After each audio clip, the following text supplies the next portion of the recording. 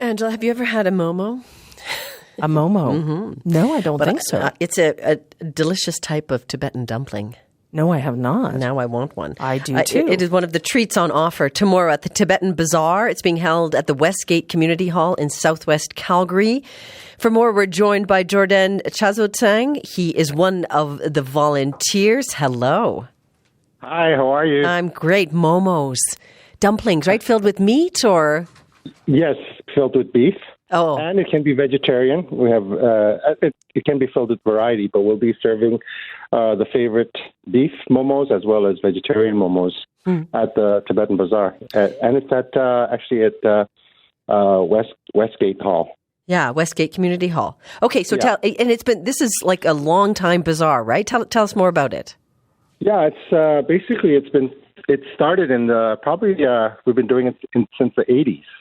And at the same, basically the same location, and it's a way of promoting.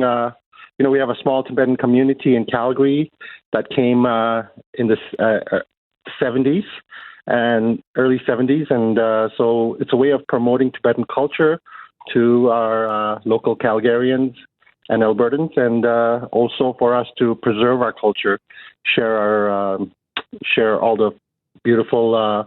Our furnitures, our rugs and food and music and heritage. Yep. How big is the Tibetan community in Calgary? Well, originally it was only about maybe a few families in the 70s, and now it's grown to about I think it's around 1,000 people. What is it that drew Tibetans to Canada in the 70s? I know we know the phrase sort of free Tibet, but help us understand the history of your community. Yeah, well, the Tibetan community, Tibetans were basically Tibet was invaded by communist China in 1959, and before then, but eventually in 1959, many over 100,000 Tibetans kind of walked across the mountains into India, and were refugees there, mainly in India and Bhutan, and then in the 70s. Through a refugee program that His Holiness the Dalai Lama appealed to the international community, and we were about 228 Tibetans came to Canada and were spread all over Canada, and some of them in Alberta. And from there, they established, slowly we started a Tibetan Association of Alberta. Tell us about your personal story.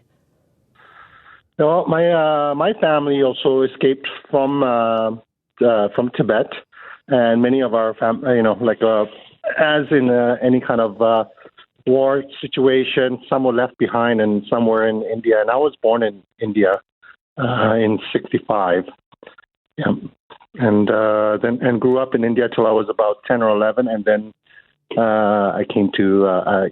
Fortunately, my parents were picked for the program in the early, and I came later. They came in probably in '72, and I came in '76. Yeah. And so help us understand why it's you cut off? Yeah. Oh, can you hear me still, Jean Day? Yeah. Okay. I can. Great. Help us understand why it's important for you to keep your culture alive in Calgary and partly through this bazaar. Yeah, it's a really unique culture. Like in any culture, I think any culture is important to preserve. It's another culture of the. In this beautiful planet, we have many culture and history have disappeared, and we're hoping Tibetans are not going to be one of these that are going to be forgotten. So because Tibetans inside Tibet don't have the freedom to really preserve their culture properly, except just as more like a museum show, authentically. Tibetans in exile all over the world. Took it upon us to try to preserve it as authentically as possible. And one of the most beautiful things about, Tibetan people, is the Tibetan people themselves. They're very humble and kind people, if I should say myself. Just at least the older ones were. The younger ones were getting a little bit not so much. But anyways, we've been raised with Buddhist philosophy since childhood. It's almost like not like a religion, but for us, it's like a culture.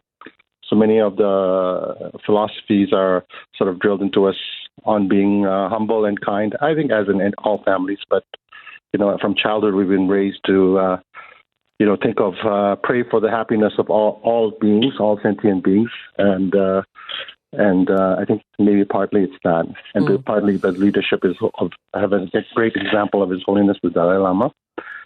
And just a bit about the Tibetan Association in Alberta. We've preserved the culture. We have Tibetan Sunday schools for Tibetan kids every Sunday, where they learn language, music, instruments, and also we have Tibetan, just the general public practice Tibetan favorite circle dancing at the Kirby Centers in the winter, from 6 to 8:30. Mm-hmm.